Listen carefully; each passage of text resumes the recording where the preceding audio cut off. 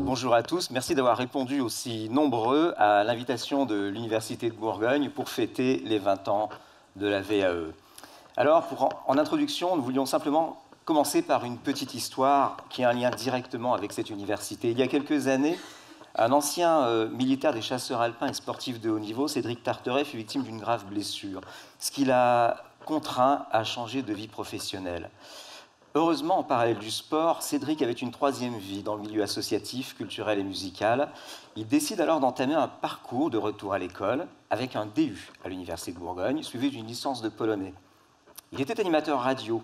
Il était aussi président fondateur d'une agence de com, d'événementiel et de production de spectacles qui s'appelle Dans ta face promotion.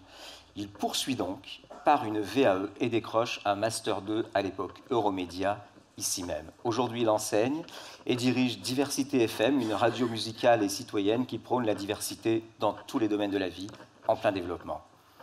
La VAE, ainsi, s'inscrit donc à la fois dans un parcours de réorientation professionnelle, mais aussi dans un parcours de vie personnelle. Ce défi d'intégration, c'est celui que depuis 20 ans, la VAE réussit avec brio en partenariat avec les entreprises, en particulier dans notre région.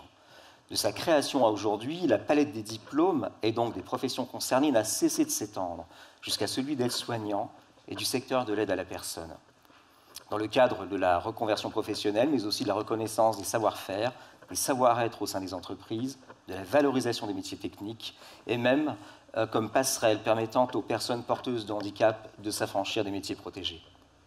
Aujourd'hui, un bon manager est un manager qui aime ses employés. Construire un projet, construire une formation pour soi ou pour les autres, c'est construire un pan de sa vie et de la vie des autres. C'est dire l'importance d'un anniversaire comme celui que nous fêtons aujourd'hui. Pour inaugurer cette manifestation exceptionnelle, nous avons l'honneur d'accueillir Vincent Thomas, président de l'Université de Bourgogne, institution très investie dans la VAE en Bourgogne. Sous vos applaudissements, Vincent Thomas.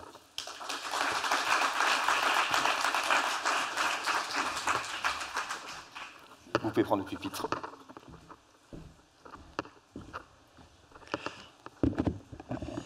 Bien, merci beaucoup. Monsieur le préfet de Côte-d'Or, préfet de la région BFC, monsieur le recteur de l'Académie de Dijon, monsieur le représentant du ministère, madame la directrice régionale de l'alimentation, de l'agriculture, de la forêt, madame la vice-présidente de la région Bourgogne-Franche-Comté, mesdames et messieurs, en vos grades et qualités, chers collègues, chers amis. Alors, je suis particulièrement heureux de vous recevoir aujourd'hui sur le campus Montmusard, dans cette belle salle multiplex, et d'accueillir à l'Université de Bourgogne cette manifestation à dimension régionale, organisée sous l'égide des services de l'État, en lien avec de nombreux acteurs de terrain de la formation. Il y a 20 ans, l'État se dotait d'un dispositif novateur grâce auquel une personne peut obtenir un diplôme sans suivre le parcours de formation traditionnel nécessaire.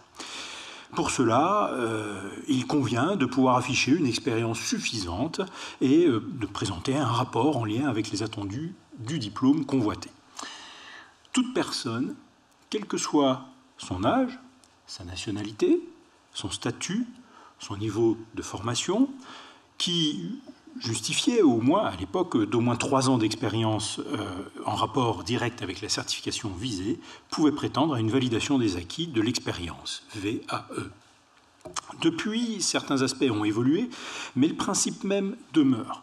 Et cette certification, qui peut être un diplôme, un titre ou un certificat de qualification professionnelle, doit être inscrite au répertoire national des certifications professionnelles RNCP pour les intimes. La VAE est ainsi devenue un droit. Elle a été instituée dans un premier temps par deux lois, loi de 84, loi de 92, et donc du coup la VAE était déjà inscrite grâce à ces lois dans le Code du travail, mais dans le cadre de la formation professionnelle continue. La loi de modernisation sociale du 17 janvier 2002 a marqué une nouvelle et importante avancée dans ce domaine. Désormais, la VAE est, au même titre que la formation initiale professionnelle, l'apprentissage et la formation continue, une nouvelle voie d'accès aux diplômes ou à des certifications professionnelles. Perçue comme un droit individuel, la VAE est aussi un atout collectif. Elle constitue un outil de prévention et de sécurisation des parcours pour les salariés confrontés aux mutations économiques et un outil de dynamisation pour les demandeurs d'emploi. Donc, elle offre à la fois des avantages pour les entreprises et pour les salariés. Des avantages pour les entreprises, elle est une reconnaissance du rôle formateur de l'entreprise, une certification de l'entreprise grâce à la reconnaissance de la qualification de son personnel, une sorte d'outil au service de l'adaptation des compétences et de la gestion des ressources humaines. Avantage également pour les salariés. Elle est un moyen de reconnaissance officielle des compétences acquises par l'expérience professionnelle, personnelle et associative. Elle est une aide à la conduite du parcours professionnel et de ses évolutions par un accès facilité au diplôme et à la reprise d'études. C'est un gain de temps et d'investissement personnel et financier. La loi de modernisation sociale de 2002 invite chacun à faire des choix professionnels en devenant plus responsable de son avenir. Et la grande nouveauté qu'introduit la VAE est de pouvoir acquérir un diplôme sans passer par la formation. Si la finalité de la VAE est l'obtention du diplôme, la démarche en elle-même donne à chacun la possibilité de devenir l'auteur de sa vie professionnelle. Et là est tout l'intérêt de la VAE. Célèbre auteur, un professeur américain, Mark Savikas, pose le principe selon lequel les individus construisent leur carrière en attribuant un sens à leur conduite d'orientation. En explicitant la manière dont il travaille, l'individu valorise son savoir-faire et son savoir-être. Il se construit par là même une nouvelle identité et son devenir professionnel prend tout son sens. La VAE œuvre ainsi pour le développement de l'autonomie en structurant les compétences métiers. L'individu réalise ainsi, de la sorte, grâce à cette démarche valorisante, son histoire de vie professionnelle et personnelle.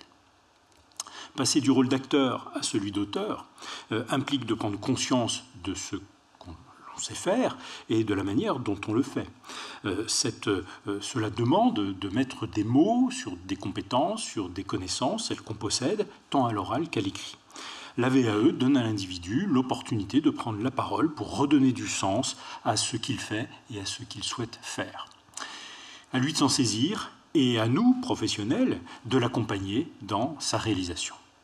Voilà, je ne serai pas plus long, j'ai déjà peut-être été trop en ouverture de cette manifestation qui, au-delà de marquer un anniversaire, a aussi été pensée pour mettre en valeur les acteurs de la Bourgogne-Franche-Comté et de la formation. Avant de céder la parole, je tiens à remercier l'ensemble des services impliqués dans ce dispositif qui sont à l'origine de l'organisation de cette manifestation.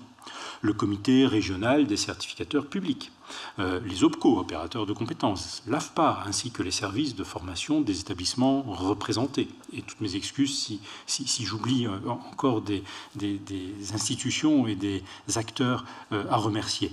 J'ajoute évidemment une attention toute particulière pour le CEFCA, le service de formation continue et d'apprentissage de l'Université de Bourgogne, dont les personnels réalisent pour le compte de notre établissement un magnifique travail. Voilà.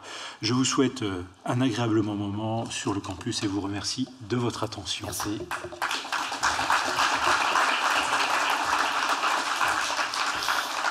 Alors, pour nous rejoindre, je voudrais appeler une personne sans qui nous ne serions pas là ce soir, puisqu'elle est l'une des grandes organisatrices de cet événement, Florence Caramel, si tu veux bien nous rejoindre, qui est chargée de mission VAE collective au comité régional des certificateurs publics. Florence, merci, la parole est à toi. Bonsoir à toutes et à tous. Comme l'a dit Olivier, donc je suis chargée de mission au CRCP VAE. Le CRCP, c'est le comité régional des certificateurs publics. Je travaille donc sur le territoire Bourgogne-Franche-Comté. Le CRCP, c'est un dispositif intercertificateur qui comprend donc l'ensemble des ministères et des établissements supérieurs publics qui délivrent des titres et des diplômes par la VAE. Donc cela représente un éventail de certifications assez important. Et donc je travaille avec l'ensemble des 5 ministères qui sont représentés derrière vous sur les affiches et qui sont présents aujourd'hui et que je remercie. Voilà, donc je suis chargée de communiquer autour de cette VAE collective destinée donc aux entreprises pour mettre en avant, entre autres, les compétences des salariés, mais pas que. Donc je reste bien évidemment à votre disposition pour en échanger. Je vous souhaite une très bonne soirée. Merci. Merci Florence. Alors, les différents partenaires de cet après-midi et de cette soirée tenaient à vous plonger au cœur de la VAE, en invitant une pointure en matière de recherche. Nous accueillons donc, toujours sous vos applaudissements bien sûr, Isabelle Houot, pour un temps de conférence sur le thème « Exercice et travail, dialogue professionnel et VAE ». Isabelle, bonjour, merci d'avoir accepté d'intervenir à l'Université de Bourgogne. Vous êtes maître de formation à l'Université de Lorraine, en poste à Nancy, et responsable du parcours formation, travail, territoire et développement du Master Sciences de l'éducation. Votre champ d'études et d'enseignement, l'évolution des dispositifs d'apprentissage, des adultes à l'université ou en situation professionnelle, et en particulier le développement des compétences. La parole est à vous. Merci beaucoup. Donc je remercie vraiment les organisateurs de cette soirée de m'avoir invité. Je travaille beaucoup sur les questions de VAE et c'est encore une occasion de partager avec vous ce soir. Alors, la VAE au cœur de l'entretien professionnel, donc c'est le thème de cette soirée. Alors, vous noterez que le titre aurait tout aussi bien pu s'inverser, l'entretien au cœur de la VAE. C'est la raison pour laquelle il m'a semblé intéressant de mettre au cœur de mon propos ce soir le terme de dialogue. Donc, pour dialoguer avec vous ce soir, je vous propose de réfléchir ensemble autour de 2 questions qui me semblent fondamentales dès lors qu'on veut réfléchir sur les questions de validation d'acquis de l'expérience. Comment, alors la première question, comment et à quelles conditions travail et formation des acquis se mettent en dialogue? Comment et à quelles conditions l'exercice du travail et la reconnaissance des acquis peuvent également se mettre en dialogue?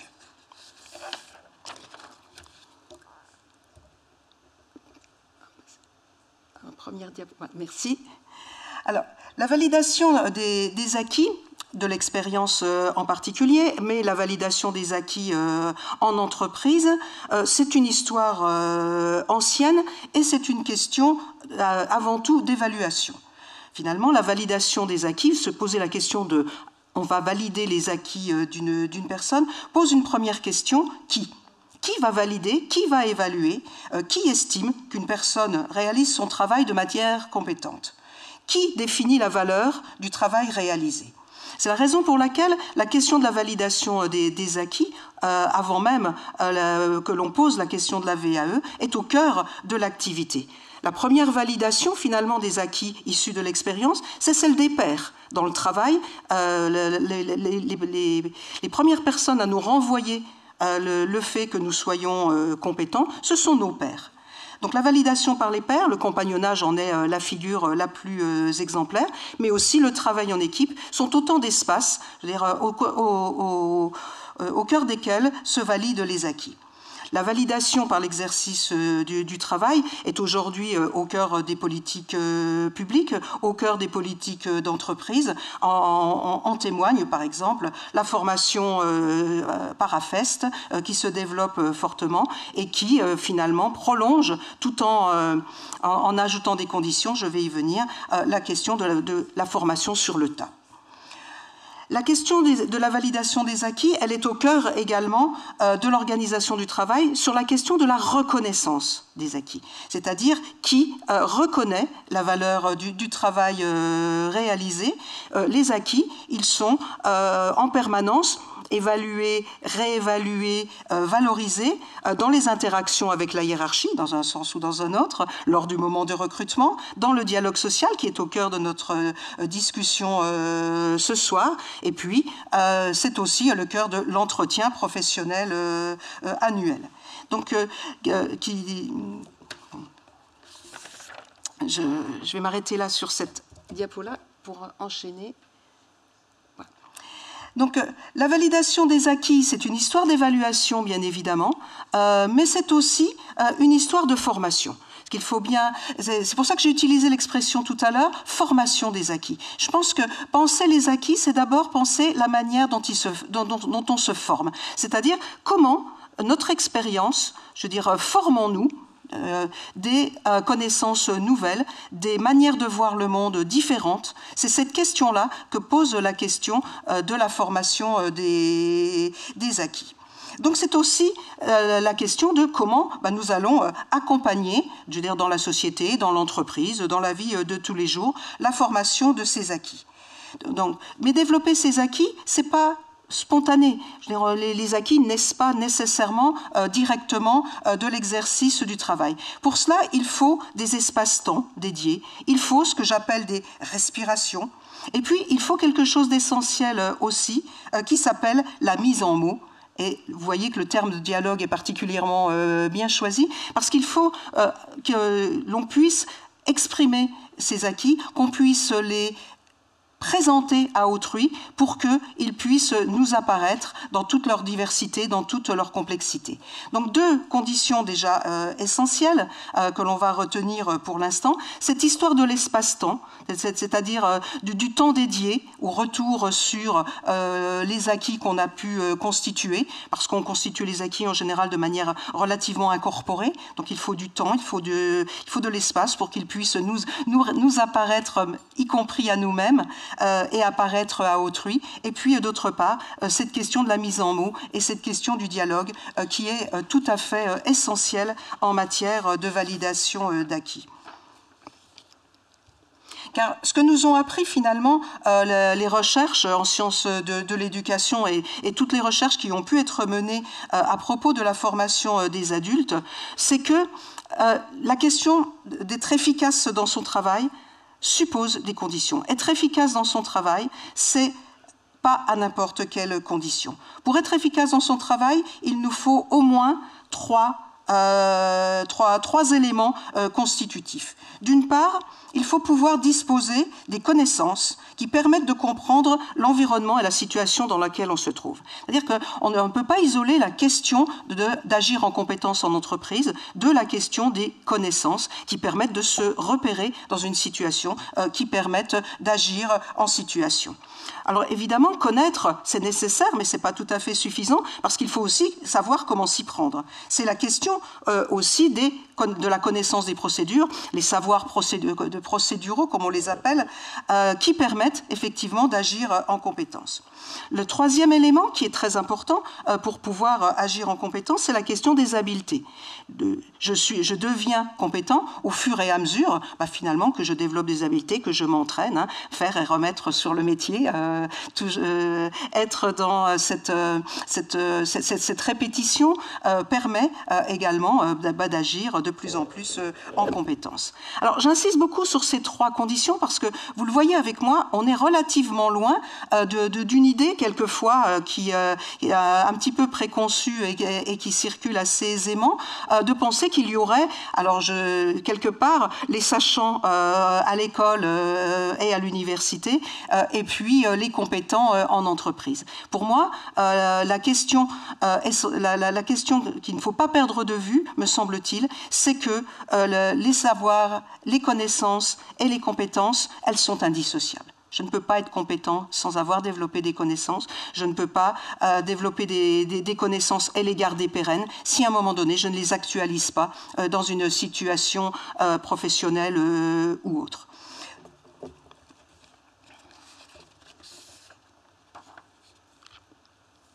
Alors, le point suivant, bien évidemment, on a vu précédemment donc, la question des ressources internes, c'est-à-dire ces connaissances, ces habiletés, ces aptitudes que l'on développe par l'exercice du travail. Mais là encore, il nous faut des conditions. Quelles sont les conditions qui permettent d'agir en compétence et quelles sont les conditions externes qu'il va falloir mettre en œuvre. Et là, on croise cette question pour laquelle nous sommes là aussi ce soir, de la responsabilité des entreprises, des collectifs de travail, pour permettre à cet agir compétent de se développer. Pour pouvoir agir en compétence, il faut pouvoir accéder à la formation tout au long de sa carrière, qu'elle soit formelle ou non formelle.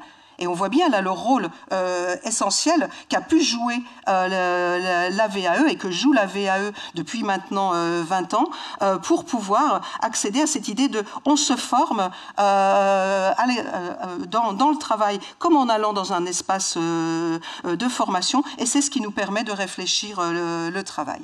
C'est aussi agir dans des conditions qui favorisent les apprentissages. Il serait faux et illusoire de dire que toutes les conditions de travail se valent et qu'on apprend nécessairement parce qu'on est en situation de travail. Pour cela, il faut que les conditions soient favorables. Repensons à ces respirations, ces espaces-temps dont je parlais tout à l'heure. Et puis cette question du dialogue avec les pairs qui reste aussi une condition essentielle, parce que s'il y a une chose que l'on sait bien, c'est qu'on est rarement compétent tout seul.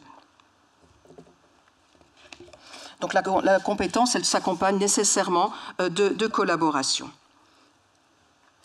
Alors, si l'on revient sur cette histoire de la VAE, la VAE, donc 20 ans, en fait, les 20 ans de la VAE, on ne peut pas dire, si on regarde simplement les chiffres, qu'elle a atteint tous les résultats escomptés en termes de chiffres. Elle n'a pas révolutionné totalement la manière d'accéder au diplôme, mais elle a ouvert, et c'était rappelé précédemment, elle a ouvert des portes, elle a ouvert des voies qu'il était vraiment important de considérer ce soir. La première, c'est que c'est un dispositif qui a ouvert la possibilité non seulement de valider les acquis, mais de les faire reconnaître et de les faire certifier par un diplôme. Et ça, c'est une question, c'est un point absolument essentiel qui nous démarque d'ailleurs des autres pays européens, puisque nous sommes le premier pays européen à avoir opté pour cette certification des acquis par un diplôme. Nous a emboîté le pas le Luxembourg en 2009, si je ne me trompe pas. Il y a des dispositions dans divers autres pays européens, mais pas cette possibilité répartie pour tous les diplômes à l'échelle d'un pays. Ce qu'a apporté la VAE en 20 ans, me semble-t-il, c'est la porte ouverte pour la reconnaissance des salariés expérimentés. C'est-à-dire que dans les entreprises, cette possibilité de dire, reconnaître nos salariés expérimentés par un diplôme, et c'était l'esprit de la loi d'ailleurs en 2002, de dire, dans les entreprises, il y a énormément de personnes faisant fonction qui n'ont pas nécessairement suivi les cursus de formation correspondants, qui très paradoxalement se retrouvent quelquefois les tuteurs et en accueil des étudiants ou des apprenants qui viennent des services, qui viennent des espaces de formation et qu'ils viennent tutorer sans avoir eux le titre requis. Donc là, cette question-là, elle a été essentielle pour la reconnaissance de toutes ces personnes qui exerçaient le travail en toute compétence et qui n'avaient pas forcément le titre requis.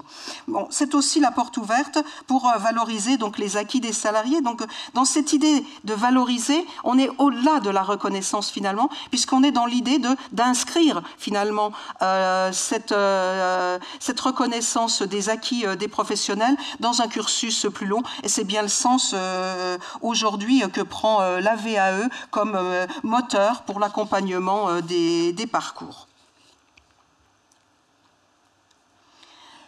Donc la VAE, si on la regarde d'un point de vue un petit peu large, on se dit c'est une formidable expérience sociale que nous avons vécue pendant ces 20 ans qui nous a permis de redéfinir et de réfléchir à nouveau frais à un certain nombre de questions qui concernent l'articulation entre le travail et la formation.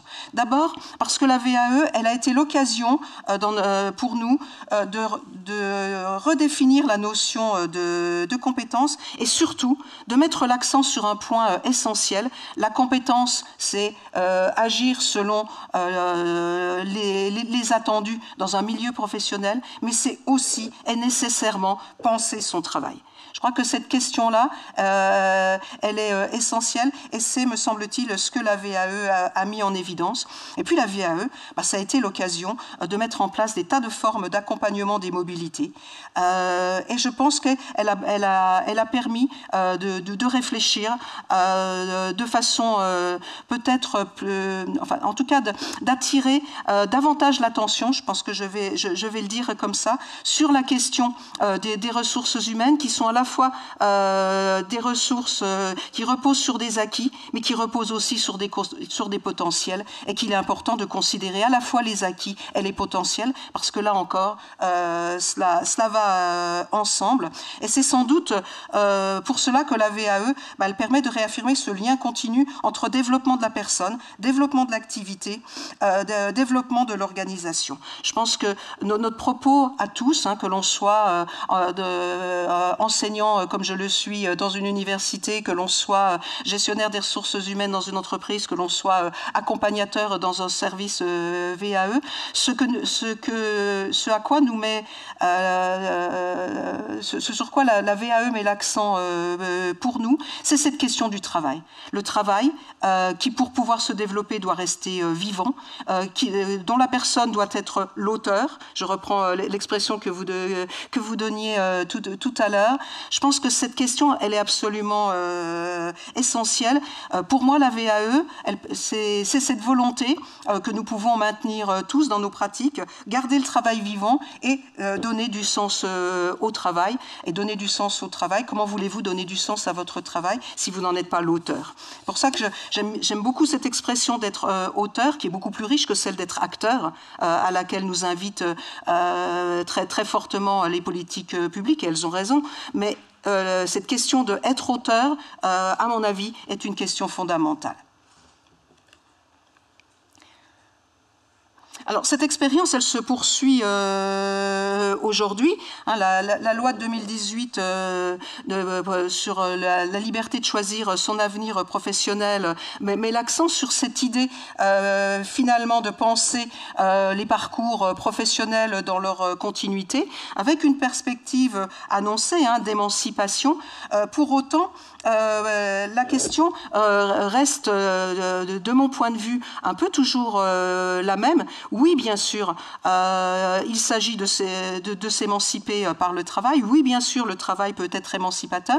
Oui, bien sûr, le retour sur l'expérience du travail permet de devenir auteur de son travail. Mais là encore, pas à n'importe quelle condition. Il me semble que cette question du droit individuel qui est actuellement en passe de se développer fortement, ne pourra se développer fortement que s'il est accompagné par le devoir collectif. C'est-à-dire notre responsabilité à tous, des places que nous occupons, d'offrir et de développer des dispositions qui permettront effectivement le développement de chacune des personnes entrant en formation, menant son activité professionnelle, revenant à la formation, validant ses acquis, etc., etc.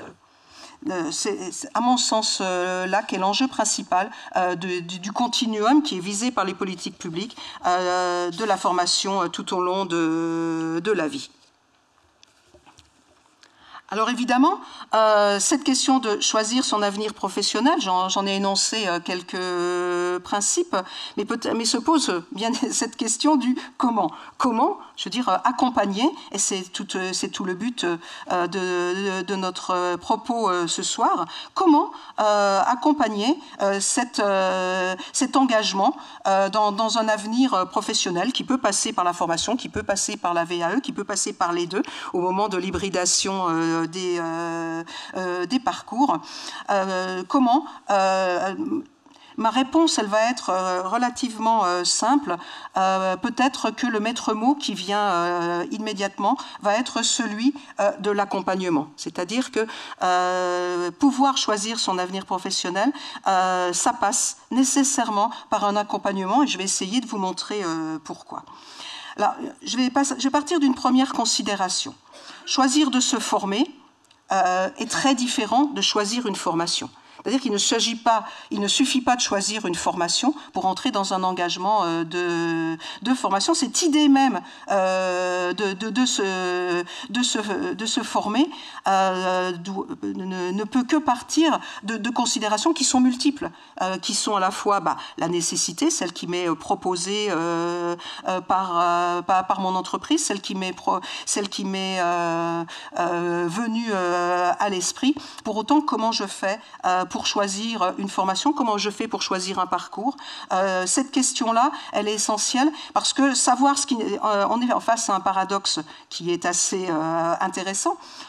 Savoir ce qui est bon pour soi, c'est pas du tout quelque chose de spontané. Finalement, on peut partir de l'idée, mais les gens savent bien ce qui est bon pour eux, donc ils vont choisir nécessairement la bonne formation, ou le bon parcours, ou le bon diplôme à valider. Ça, c'est un peu une idée fausse, parce que, je veux dire, c'est pas spontané. Il faut pouvoir, je veux dire, travailler sur cette question-là, et c'est tout le rôle des professionnels qui accompagnent les choix qui est en question. Pour autant, ces professionnels, et c'est là l'envers du paradoxe, doivent aussi tenir compte de ce qui est bon pour la personne, je veux dire, et pas seulement, je veux dire, ce qui est nécessaire ou imposé à un moment donné. Donc on voit bien que là, cette possibilité d'exercer ces choix professionnels et ces choix de parcours passe nécessairement, et j'y reviens, donc par le dialogue avec des conseillers, par le dialogue dans le cadre des entretiens professionnels. C'est une condition sine qua non pour que cet engagement dans la VAE et dans les parcours de formation soit efficace et permette à la personne de se déployer dans tout son potentiel. Alors, s'engager en formation donc, suppose, donc on l'a vu tout à l'heure, et je vais le dire un petit peu autrement cette fois, suppose de savoir comment entreprendre une VAE, voir l'étendue, voir l'étendue des possibles.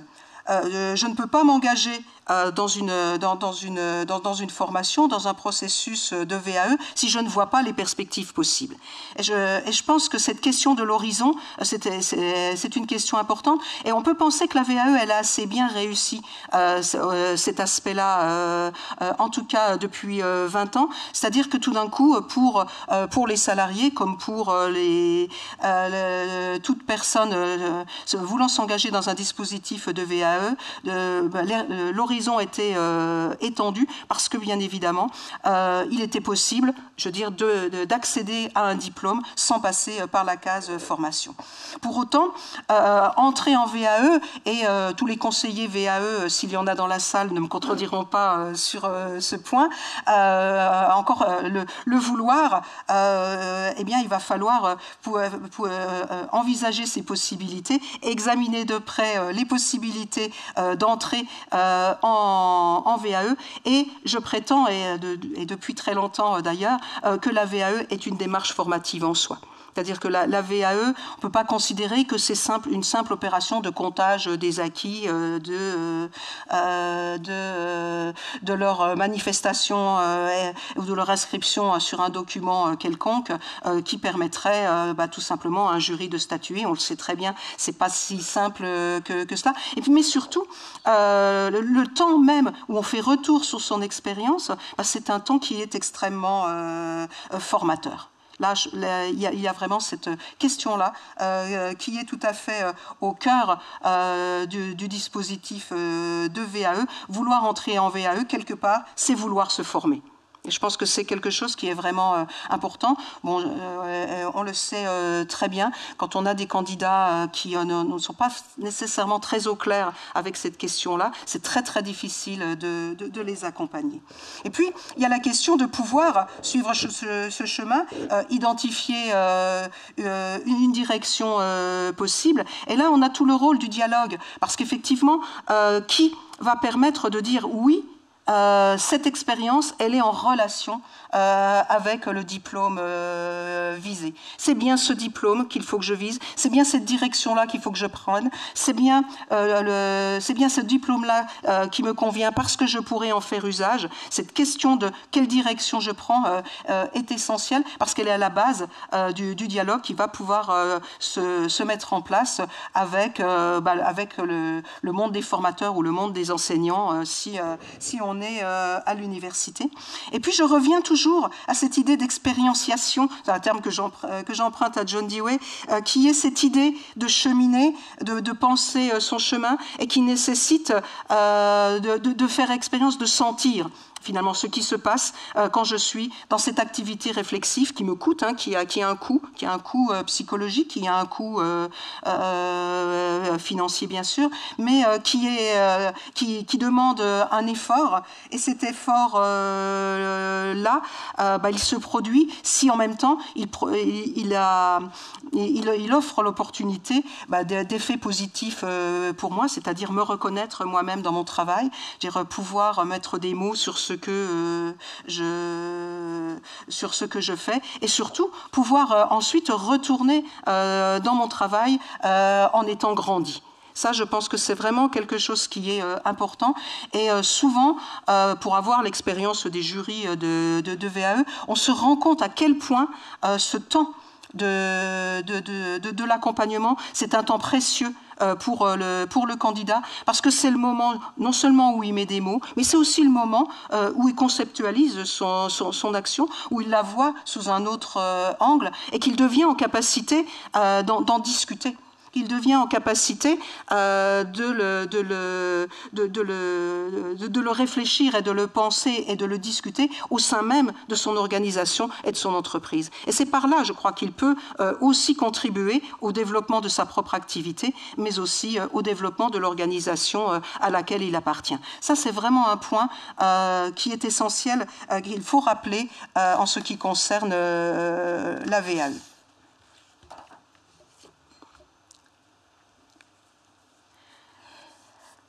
Donc, accompagner les candidats, vous l'avez compris, mais je pense que personne ne le découvre dans cette salle. Ce n'est pas une mince affaire, et c'est une question de posture, d'une posture qui est encore et toujours à travailler. Mais je vais insister surtout sur un point. Donc, la première posture, c'est entendre les attentes, cette capacité d'écoute et cette capacité d'entente. Vous voyez bien, entre écouter, entendre, c'est pas tout à fait la même chose. Donc il faut d'abord écouter pour pouvoir entendre, me semble-t-il, c'est-à-dire mettre dans un entendement commun, je veux dire, le propos de l'autre. Je pense qu'il y a cette question d'analyser les besoins d'évolution, c'est-à-dire que personne ne va consentir cet effort de réfléchir sur son expérience si ça ne lui ouvre pas des voies d'évolution. Je pense que cette question, et aujourd'hui, dans l'évolution qu'on voit poindre dans la VAE, d'inscrire la VAE dans les parcours, c'est une question essentielle, et on voit tout l'intérêt qu'il y a à travailler sur les besoins d'évolution de la personne, parce que ça lui permet d'inscrire cet effort consenti sur j'analyse mon travail pour regarder les points sur lesquels elle a besoin de continuer à se former, elle a besoin là de prendre encore un temps supplémentaire pour bien étudier ses acquis, etc., etc. Et puis, ensuite, on a toute cette question de créer les conditions. Alors, j'insiste toujours sur cet aspect-là, parce que je pense que c'est dans la posture de l'accompagnateur, c'est dans la manière dont l'accompagnateur l'a pris au sens large, qui peut être le conseiller, le DRH, qui peut être toute la personne qui va accompagner la personne dans son entreprise de VAE. C'est là qu'on va trouver les conditions, et beaucoup plus que celles qu'on pourrait trouver dans un questionnaire tout fait ou une interface numérique qui demanderait juste aux personnes de lister leurs compétences et leurs différents acquis et de les mettre en relation. Alors je ne dis pas que ce type d'outil n'est pas utile et n'est pas nécessaire, hein, mais ce sur quoi je voudrais insister, c'est qu'au-delà de cet outil, tout ce que la personne dit et écrit, ça mérite d'être mis en discussion, d'être mis en dialogue, parce que c'est toujours par le dialogue, c'est toujours par la mise en mots que les acquis se développent et s'échangent. Donc je pense que l'on veuille anticiper un parcours ou en faisant une validation d'acquis, ou que l'on vise une validation partielle de certains acquis pour engager la suite du parcours, cette question de l'écoute, de la mise en mots, elle est essentielle parce que c'est celle qui permettra de tenir de tenir dans son projet. Ce que j'appelle tenir dans son projet, je veux dire, c'est cette posture, cette fois, de l'accompagner, je veux dire, qui ne peut la tenir vraiment que si il est fortement soutenu, étayé par quelqu'un, un interlocuteur ou plusieurs interlocuteurs en face de lui.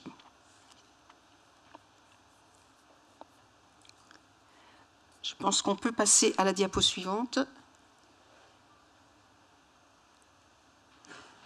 Ah non, c'était la précédente. C'est moi qui me suis trompée, pardon, excusez-moi. Donc cette idée de posture, elle est absolument essentielle à mon avis, et puis elle nous permet d'anticiper finalement ce que pourrait être la VAE demain. La VAE, ce qu'elle est déjà aujourd'hui, est-ce qu'elle sera encore demain?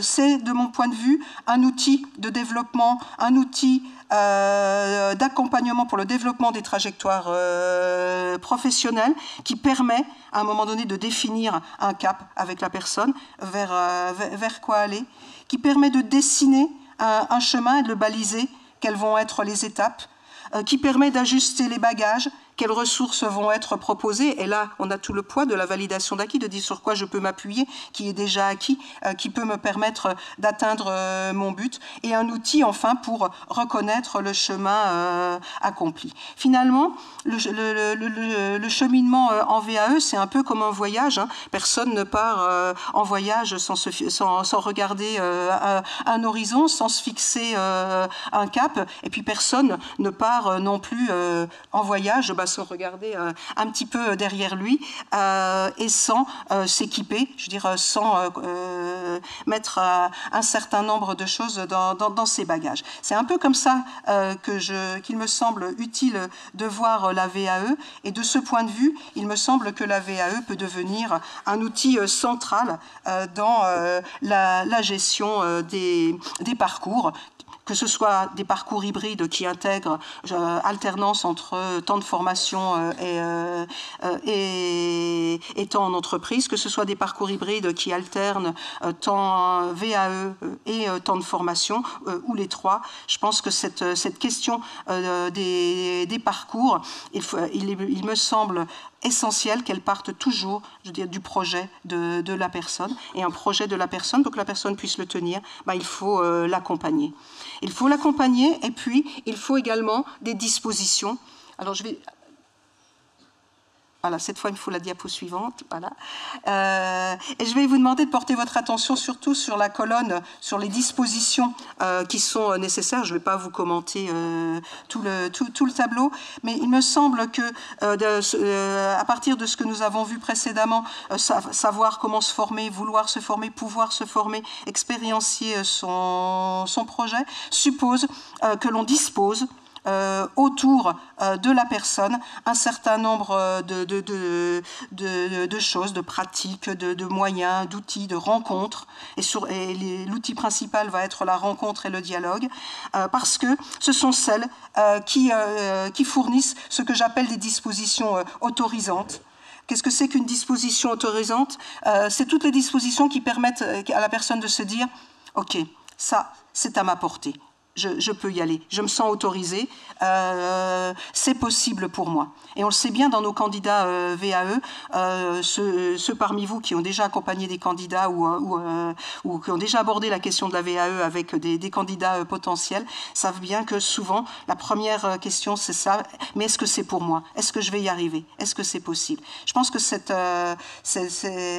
possibilité, cette posture qui consiste à rassurer les personnes est extrêmement importante. Deuxième élément, les dispositions capacitantes. Je veux dire, qui sont cette question de qu'est-ce qui est possible pour moi, mais surtout, qu'est-ce qui est en accord avec ce que je suis, là où je vais, mes valeurs,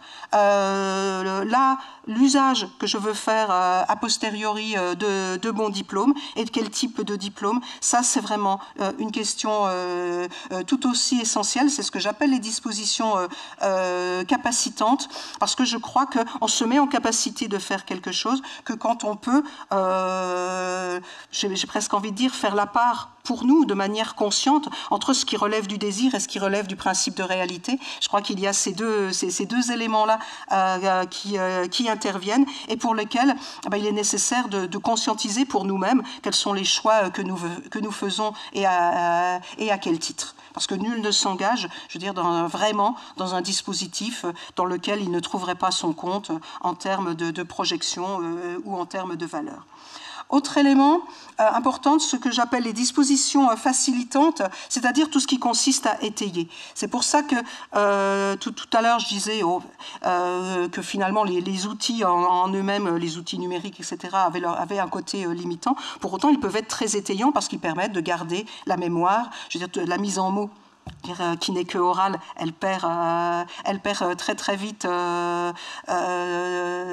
ses attraits, tout simplement parce qu'on oublie, parce que il y a de la déperdition. Je veux dire, ce qui se fixe par la mise en mots à l'écrit constitue autant d'étayages sur lesquels on va pouvoir prendre appui pour pouvoir entamer son chemin.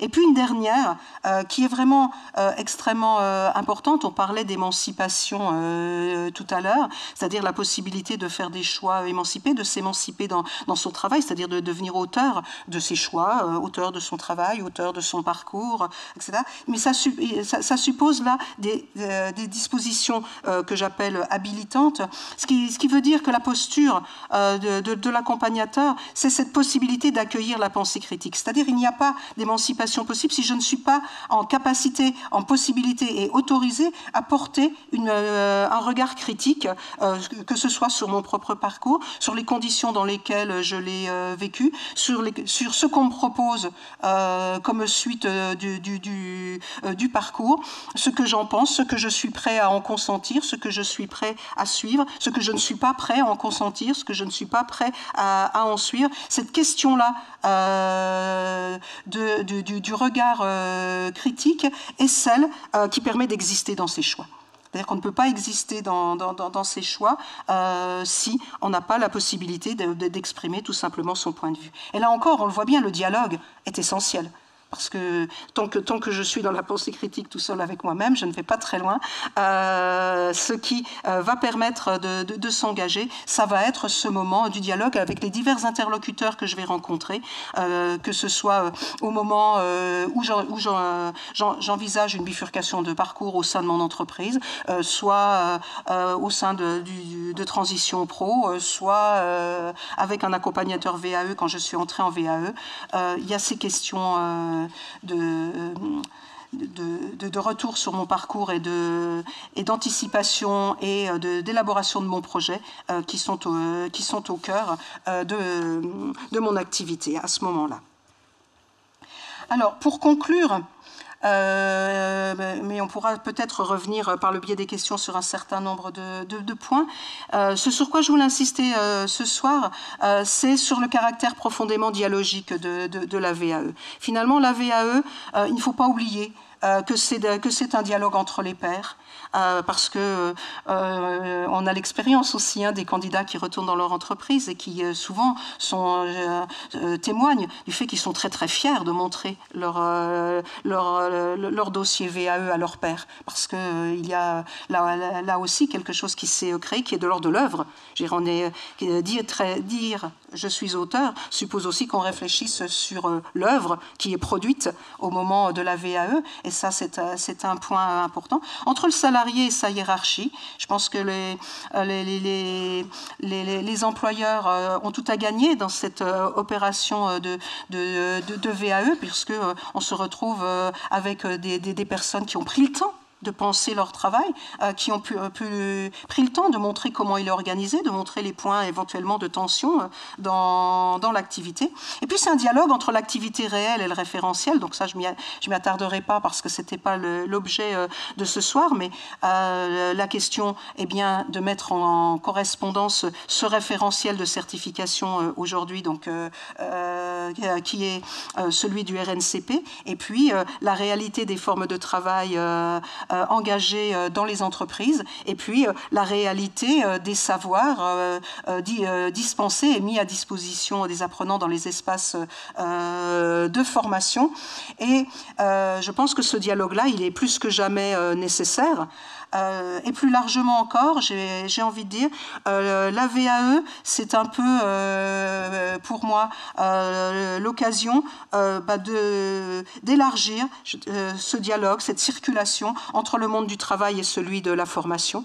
Je crois que c'est un élément que personne ne dément aujourd'hui au travers de la VAE. Et puis plus encore, c'est sans doute entre des mondes de savoir à partager. Je trouve que ce qu'a permis la VAE, ce qu'elle permettra encore, je l'espère, je n'ai pas de boule de cristal, mais je l'espère vraiment, c'est que la VAE finalement continue à être cet espace dans lequel peuvent circuler des modes de savoir, mais qui sont des savoirs à partager dans la société. C'est-à-dire, il n'y a pas d'un côté les savoirs académiques et puis de l'autre côté les savoirs du travail, et puis de l'autre côté les connaissances individuelles. Tout ça, ce sont des formes de savoir qu'il faut mettre en dialogue, qu'il faut circuler, qui n'ont pas le même statut, certes, mais qu'il est extrêmement bénéfique de faire circuler si nous voulons demain avoir des gens compétents, mobiles, dans le monde du travail, certes, mais dans la société et dans toute la société également. Je vous remercie de votre attention. Merci. Merci Isabelle. Alors, nos hôtesses vont faire passer le micro dans la salle si vous avez des questions. J'imagine qu'il doit y en avoir. Qui est le premier ou la première à se lancer? Levez la main, comme à l'école. Non, personne, vous êtes timide? Alors moi j'en ai une. La VAE, comment garantir l'équivalence de niveau entre un diplôme obtenu dans un cursus universitaire et un diplôme obtenu par une validation d'acquis d'expérience? Et en particulier, et puis corollaire de la question, comment est-ce que aujourd'hui on fait évoluer les certifications de manière à adapter la VAE aux métiers en mutation? Alors, deux questions. Alors, contre le menton. Oui. Non, il marche, mettez-le contre le menton. Alors, deux questions en une. Alors, la première, j'ai presque envie de dire, c'est le serpent de mer qui traverse toute l'histoire de la VAE dans les organismes de formation et à l'université, là où, pour ma part, j'interviens. C'est cette fameuse question du niveau. Mais je pense que il faut la poser autrement. Je veux dire, cette question du niveau, qu'est-ce qu'on appelle le niveau obtenu à l'issue d'un diplôme.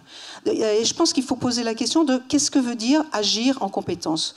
Agir en compétence, c'est pas avoir des connaissances de haut niveau qu'on appliquerait quelque part dans le monde de l'entreprise. C'est-à-dire que les savoirs ne s'appliquent pas. Je veux dire, les savoirs servent de référence pour agir. Ce qui n'est pas tout à fait la même chose. Et je pense que quand on accueille un étudiant à l'université, on l'équipe d'un certain nombre de savoirs qui vont lui permettre de comprendre les environnements de travail dans lesquels il va se trouver. On l'équipe de savoirs procéduraux, c'est-à-dire de savoir comment s'y prendre en situation. Et puis, on essaye de développer chez lui certaines habiletés au travers de l'alternance, des mises en situation, etc. Donc, nous avons des manières de faire qui nous permettent de garantir que la personne sera apte à agir en compétence à la sortie, en référence au référentiel. Parce que ce qui nous sert de guide dans nos enseignements, c'est bien le référentiel de certification qui est celui du RNCP. Quand on prend un candidat en VAE, on fait le chemin inverse, c'est-à-dire que la personne, elle a déjà agi en compétence. La question n'est pas de savoir, de valider le fait qu'elle a agi en compétence. La question pour nous, c'est de savoir qu'est-ce qu'elle a appris à l'occasion. Et je pense que si on veut être sûr de délivrer, pour répondre à votre question, un diplôme de même niveau avec un niveau qui ne se dément pas lorsqu'on a acquis par VAE, c'est d'être très attentif dans l'accompagnement en VAE à se centrer sur ce que la personne a acquis, ce qu'elle a appris, pour le dire autrement, à l'occasion de son expérience. Et là, on est à jeu égal avec les étudiants, parce que ce qui nous intéresse, c'est ce qu'elle a appris. Alors bien sûr, ce qu'elle a appris, ça ne va pas s'exprimer dans les mêmes termes que la manière dont les savoirs sont dispensés dans l'organisme de formation. Mais en tout cas, on évaluera la même chose, c'est-à-dire des apprentissages, qui permettent d'agir en compétences. Et là, pour moi, il n'y a pas de différence de niveau. Pour conclure, une dernière question. Non, alors, pour conclure, Isabelle, dans un monde en mutation perpétuelle, où le terrain de jeu des étudiants d'aujourd'hui n'est plus la région ni même le pays, mais la planète entière, et donc qui dit étudiant dit futur professionnel, la VAE a plus que jamais une pertinence, j'imagine, au niveau d'une reconnaissance internationale des diplômes? Ah, tout à fait. Je pense que l'agenda européen des compétences, c'est demain, hein, c'est 2025. Je pense que nous avons effectivement, par la VAE et surtout par la mise en correspondance de tous nos diplômes, la possibilité de favoriser les mobilités et les mobilités européennes. C'était déjà le cas du LMD. Je pense que la VAE, par cette description des compétences attendues et cette inscription au RNCP qu'elle occasionne, je dirais, favorise encore plus ces mobilités, bien sûr. Monsieur, vous avez une question et je crois que vous représentez... Le micro arrive. Bonjour. J'avais une question, c'est sur le fait qu'au départ, ils étaient partis sur 3 ans d'expérience pour pouvoir prétendre à concourir pour un titre, pas concourir, mais présenter un titre, faire de la recevabilité, etc. Et là, on est passé sur 1 an. La plupart des employeurs, quand on parle avec eux, et dans n'importe quel domaine, ils vous disent quelqu'un devient suffisamment autonome et assez qualifié sur son poste, c'est minimum 5 ans. Les métiers artisanaux ou n'importe quel autre, beaucoup de métiers. Donc ce passage de 3 ans, il a été défini par quelque chose au départ, pour mettre 3 ans. Il a bien fallu prendre des critères pour mettre 3 ans. Après, c'était 2020 ou 2021, on est passé à 1 an, il n'y a pas très longtemps. Puis dans plein de domaines, les employeurs nous disent, voilà, moi, quelqu'un, pour qu'il soit autonome, qu'il puisse travailler chez moi, c'est tant de une telle expérience. Voilà. Et là, on ne retrouve pas ça maintenant dans la VAE, donc c'est un petit peu problématique là-dessus. Alors, est-ce que c'est des VAE partiels? Alors, oui, je pense qu'il faut... Alors, il ne faut jamais oublier que la VAE, elle n'est pas nécessairement totale, qu'elle peut être partielle. Hein. Donc ça, je pense que c'est aussi un point qu'il faut dire et rappeler. Et je pense que de plus en plus, on peut aussi être amené à utiliser la VAE comme moyen comme moment particulier dans un parcours de formation qui est plus large. Donc, et là, du coup, le passage à 1 an favorise effectivement, je veux dire, cette possibilité débrider les parcours, parce qu'on peut avoir acquis un certain nombre de compétences qui peuvent déjà être validées, puis on va acquérir les autres par le biais de la formation.